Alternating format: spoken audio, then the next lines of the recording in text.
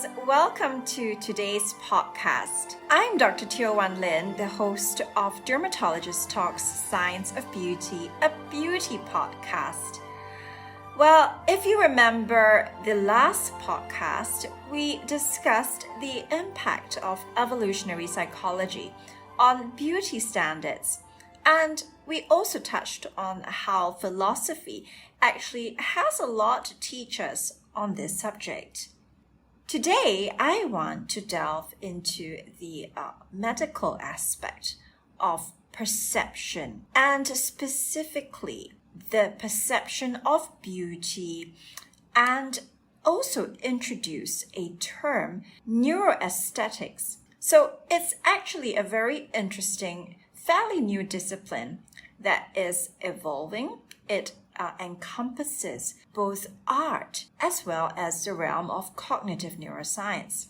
Wow, that's really interesting. I've honestly never heard of this term before. The last episode, I know we spoke about how individuals end up seeking out relationships with altruistic persons rather than purely good-looking individuals. When we do, it is because we think that their good looks are somewhat linked to their altruistic characteristics. This is because our subconscious mind perceives that there are potential benefits we can reap from having such a relationship with this individual. As I reflected on this, I realized indeed that as one receives kindness from another individual, this actually very easily translates into a positive emotion of goodness. Come to think of it, that definitely affects my perception of the other person. I think many of our listeners can identify with this as well. That's right, Chelsea. So as quickly as one realizes that the converse is also true, then in terms of our experience with beautiful people who have very ugly behaviors, then I think we can really define and think of beauty as an experience much more than a standard. Now that brings us to what I was talking about before this, which is neuroaesthetics. So it's the study of the physiological processes involved in primarily, we think, our brain, that's also connected to the other parts of our body and also our senses via a neuroendocrine pathway, which means that it involves and triggers off the release of several different chemical mediators that give us the sensations that contribute to this experience of beauty. So neuroaesthetics, I think, is best defined as the biological basis of aesthetic experiences. To put it in a layperson's perspective, I think it refers to anything basically that can evoke an emotion of beauty or just a sense of beauty. So these experiences can involve assessments of objects present in nature, for example. It can also be in relation to an artifact or even as an overall response to one's environment. Well, I'm actually quite impressed by this, because in a sense, the realm of art and humanities has always been thought of as very subjective. In direct contrast, we've always thought anything that is scientific wouldn't be able to explain how art appeals to the human eyes. So it seems like what you're talking about here in terms of neuroaesthetics could be the very key to decoding how the experience of art evokes this emotion of beauty in us. Yes, Chelsea. And in fact, I would like to put it across this way. Aesthetic encounters is perhaps a better term to use in terms of an objective way we can describe the experience of beauty that we come across every day in our lives. And what neuroscientists have tried to explore is actually the biological basis of these experiences. This is actually very important because it can help our understanding of human behavior in evolutionary psychology, which is what we spoke about in the last episode. And if you reflect on how this eventually does affect the way we think about the process of natural selection, for example, if this affects the basis by which how our ancestors have chosen our partners or how we do so still is based on whatever we think is driving the laws of attraction. Not just that, our choices as a consumer, how we communicate with others, and even our preferences for art. I actually did come across something which I found pretty relevant here. So apparently, the way we find meaning and knowledge in our experiences actually has more to do with how we perceive it rather than the experience itself. I guess this is along the line of what you're talking about. It is really our perception of the experience that determines how we feel about something.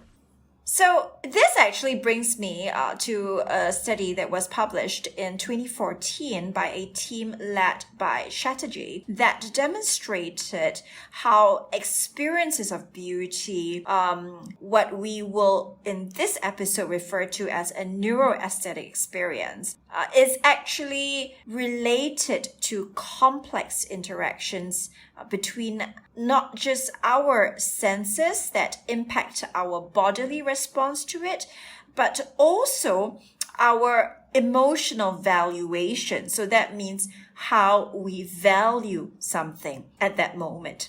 And that's exactly how you described it. So this process through which we find meaning and acquire knowledge, it can be explained via the process of perception.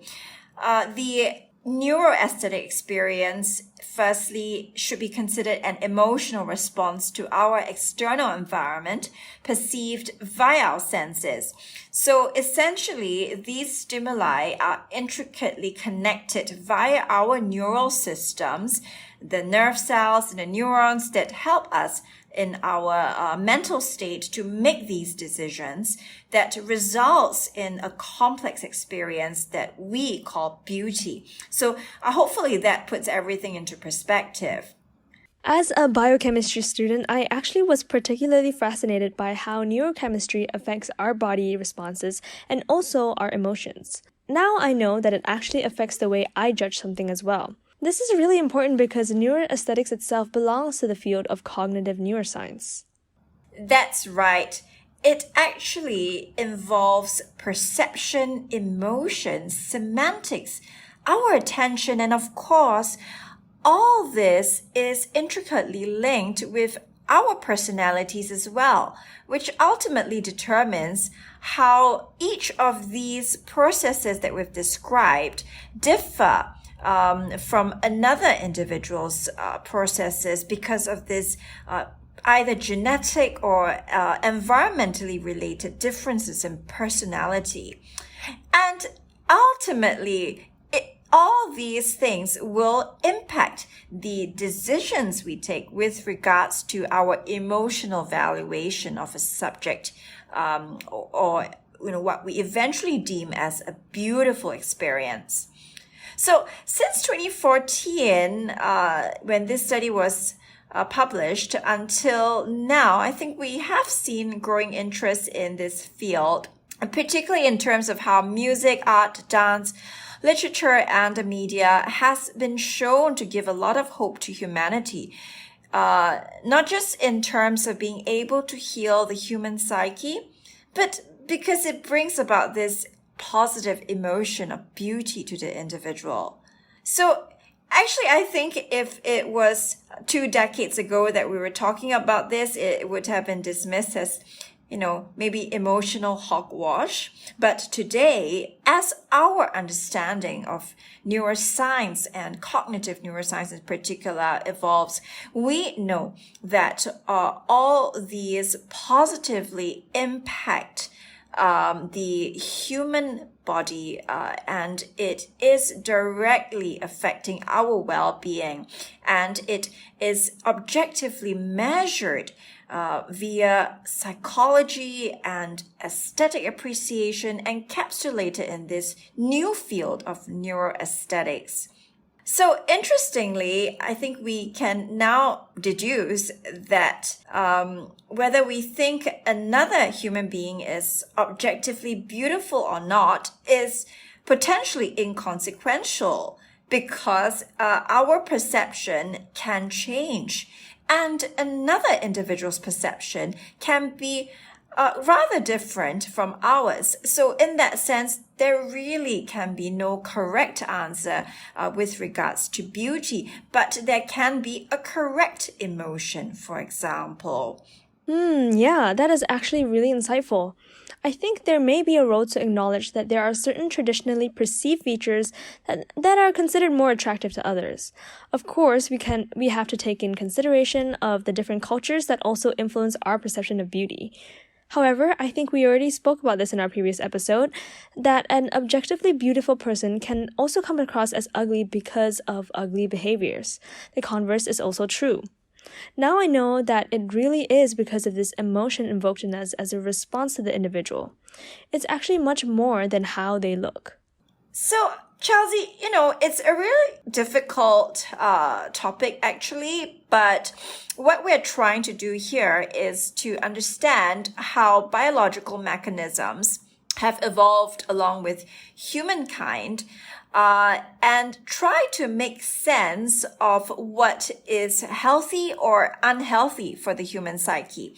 So for me, I actually do see quite a fair number of cosmetic dermatology patients and my plastic surgeon colleagues, and I do come across individuals with body dysmorphophobia, which is a psychiatric condition whereby the individual is obsessed with thoughts of imperfection with regards to their physical features. I wrote about this in my paper, which was published in February this year in the International Journal of Dermatology, as a link to perhaps unrealistic societal expectations and that we really need to reflect on how physicians could intervene in a positive or a negative way with regards to this subject. And before we can sit on our high horses and say, oh, you should not think about it this way, and it is easy for us to try to say it's just a small subset of individuals who maybe are genetically prone to such obsessive thoughts. But I think you and I can actually really see from our personal experiences and maybe even how it's impacted people we know, the social impact on our psyche with regards to the need to look perfect. So you mentioned in the last episode that, for example, Instagram has gotten some bad press because of its negative impact on particularly teenage girls and their self-esteem. And that has really got to do with the fact that, everything on Instagram is curated. For example, there is a certain reason why we use this term Instagram perfect. Now, in my generation, I feel that it is a little bit easier for us to distinguish between what is tied to this Instagram perfect generation and what is realistic, and maybe it's a bit easier for me to see why certain aspects of it is unhealthy and make a conscious decision to not be affected by it. But I'm not certain if the millennials, for example, are able to make that distinction, because that's actually all that they've grown up with, this digital world. I think it's really interesting what you just said. For example, I am part of Gen Z, and I do feel that there is an unrealistic world that is portrayed on Instagram. It is just so pervasive in society that we just give up and kind of think that maybe this is really reflecting who we are as human beings, and this is maybe how we want to be. What do you think about that? So the key here, I feel, as a physician, is to take a rational approach to switching this societal mindset. So as a woman of science, I think that I can say in terms of science and our endeavors in medicine, it has always led the way forward for advancements, and it is based on our logical inquiry method, where we see that something which brings about a positive outcome consistently, and that which is replicable in subsequent experiments is going to be favored over another option which has a less favorable outcome. And that is obviously the reasoning behind us doing clinical trials and employing statistics to state with evidence that option A is better than option B. Now, with the aim of using art as a very relatable experience for the layperson, for this aesthetic experience that we're talking about here, I personally find that it is a very useful bridge to try to increase understanding of what we are talking about in terms of a neuroaesthetic experience being the best way to determine this concept of beauty in a positive way. So with regards to having a positive outcome in terms of emotional well-being, I think that without a doubt, it helps us to not focus on physical appearances, because it is, first of all, so variable. And, there's a matter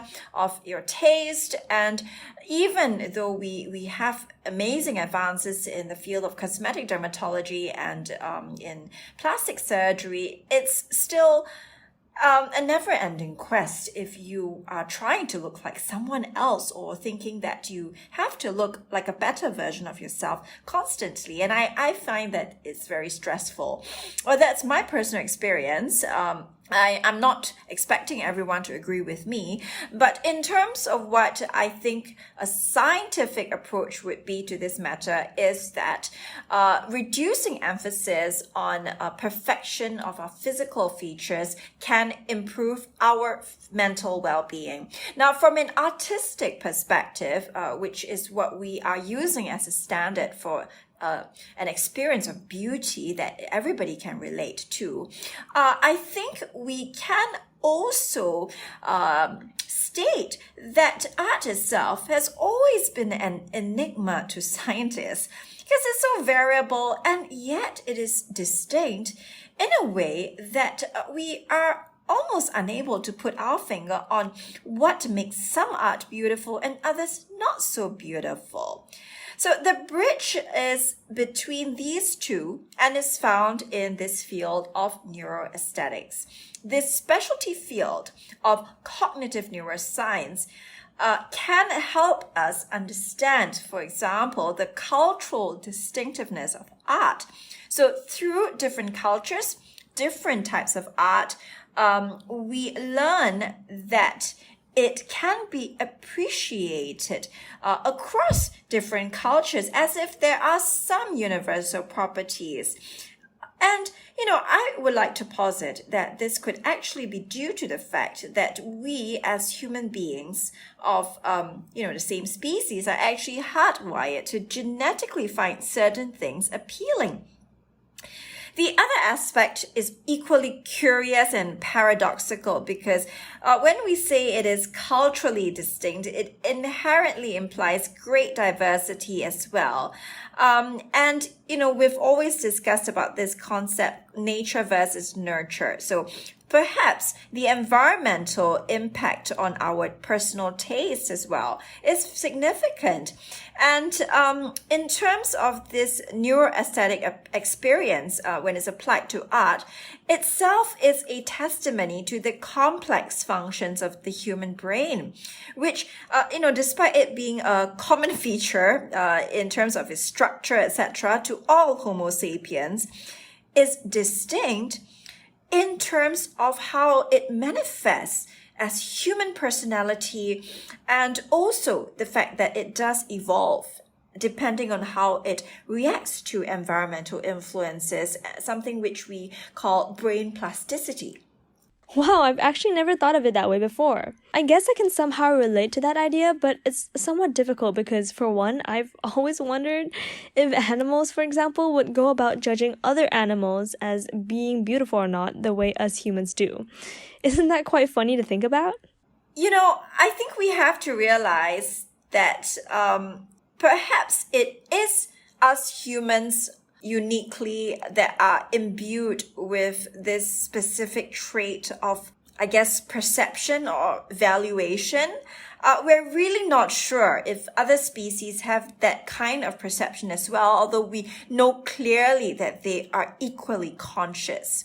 As a medical doctor and also as one who appreciates art, I feel that every encounter with an artwork is actually factually proven to engage flexible neural networks in our brains. So that can be used as evidence that something is happening to modulate this context in which art is appreciated by us. So our expectations are also different. So in terms of our personal biases, which can be due to experiences in the past or, let's say, our current emotional state, our personal hopes, aspirations, all of that actually culminate in one final momentary assessment, or what we like to call judgment, of this aesthetic experience, leading us to call something beautiful versus something that doesn't appeal to us. So, I think what we really need to understand right now is that this appreciation of art may be the key to how we are wired as, Homo sapiens, human beings, to experience beauty and that which is distinct to our species. I feel that it's so important for us to recognize the role that the humanities and the arts have to play in our overall well-being. I was so disturbed because when the COVID-19 pandemic first started in Singapore, there was this publishing house that made this declaration that there were certain jobs regarded as essential. Healthcare, for example, was under the essential job categories. Certainly, there were many individuals who felt upset or lost because, for example, those who work in art, it seemed to send a message that they no longer played a role or a useful, essential role in society. Chelsea, I feel that that is a real defining moment for many of us. Singapore, as an urban society, is regarded as one that is highly efficient and prides itself on being highly pragmatic in terms of our workaholic culture and overall our clockwork-like efficiency. And it's really fantastic that, we see there has been a lot of advocacy for the arts for the last decade. And it's really time for us to acknowledge that this appreciation of art is part of our core being. And that is because we have emotions, we have moods, we have different thoughts every single moment of the day. And the perception of art, or viewing of art, can actually be a very meditative experience, which in itself is beneficial for our physiological well-being, because at least when we view a piece of artwork, we actually start to reflect on our own mental and emotional state. So something that psychiatrists call a mindful state. But the other thing that we recognize here is that the appreciation of certain types of art can actually be learned. And that is very interesting because of the biological process of the network connection, which becomes strengthened apparently when the individual is repeatedly exposed to this certain type of artwork. Yeah, that's indeed very interesting. It means that our perceptions of beauty can actually be taught. And maybe we can potentially change the way that we see things. I see where we're headed for now. Chelsea, I feel that if there is one thing I would like to see a change in, it is really how we should proceed as a society to view this topic of physical beauty. So, as I've said, we are very fortunate that we now have several interventions in our armamentarium in cosmetic dermatology and plastic surgery to reconstruct, to restore. But as important as these things are, especially to individuals who are sufferers of trauma, for example, I feel that there is something that is a much more insidious poison than anything else that is relevant to the realm of cosmetic dermatology today, and that is really body dysmorphophobia. It is a vicious cycle, and I'm going to revisit it again, that essentially individuals who suffer from body dysmorphophobia actually have a perception that one of their body parts is flawed, and it kind of just takes over their entire mind, and it becomes an obsessive thought, a compulsion, arises then to change that perception, that perceived flawed part of themselves. And that actually is a real problem when we are treating certain individuals in a cosmetic setting. I feel that as much as we like to say that psychiatric conditions are, influenced by one's genetics, societal expectations can clearly impact and influence the individual, because we've learned that these processes of emotional valuation are not exactly innate, and they can actually be taught. So our perception of certain things can change. So it's my hope, of course, that we eventually start to acknowledge that ultimately it is physical health that, is much more important than anything else. And part of physical health also is mental and emotional health. We have seen many examples of suicides or mental illness in the entertainment industry. In the Korean pop culture, it's been very well publicized to be harsh on the entertainers themselves, their self-esteem, because of these expectations to keep to a certain physical appearance or weight. So I think that, once we realize our brain has these very flexible networks, and that this standard of beauty is actually a construct that is made up by society, or we choose to believe that, then our brains can adapt, and we can then be under less pressure to look a certain way. And as a medical doctor, I feel that we should be the first to lead the way in terms of bringing about a trend, or like a world where we hopefully make it a little kinder and gentler on individuals who may not feel like they were, born with perfect features. And hopefully that helps them on a psychological level. At least we start when influencing them positively when they're children, as opposed to only trying to correct this when they present with issues with regards to the self-esteem. Well, I'm not exactly an artist, but I think I can certainly appreciate what you're talking about, because I have found myself being able to like something which I previously didn't see beauty in before. I think that art itself is very interesting as a universal experience, because in a sense, everyone can perceive art. It might as well be synonymous with the aesthetic experience that is common to all of us humankind. Yes, so now we actually also know that there is a solid biological and scientific basis with all these neural systems common to us. And I think it is now very, very pertinent for us to put a functional note to this discussion about the aesthetic experience. So what we've covered today actually is this. There are certain standards in beauty which are probably a result of historical evolution, our perhaps hardwired instincts in terms of what we are looking for example, in a partner, following the laws of evolution and natural selection.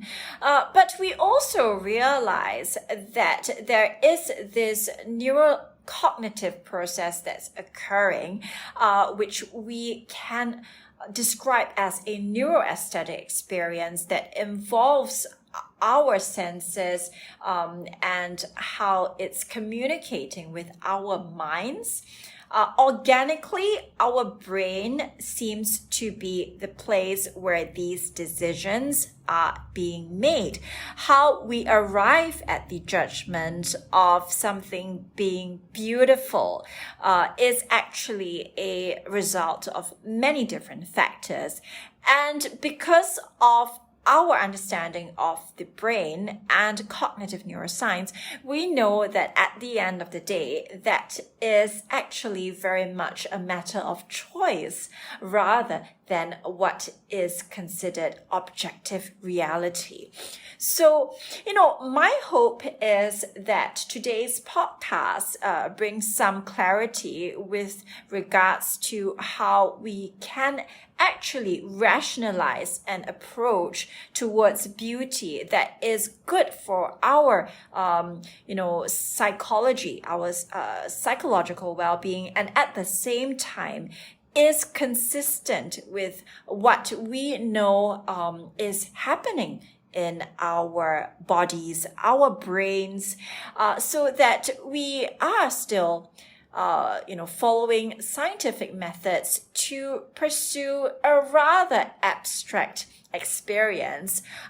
In that way, we can perhaps allow some level of intervention on a societal level that can help us move in a positive direction with regards to managing beauty standards and perceptions.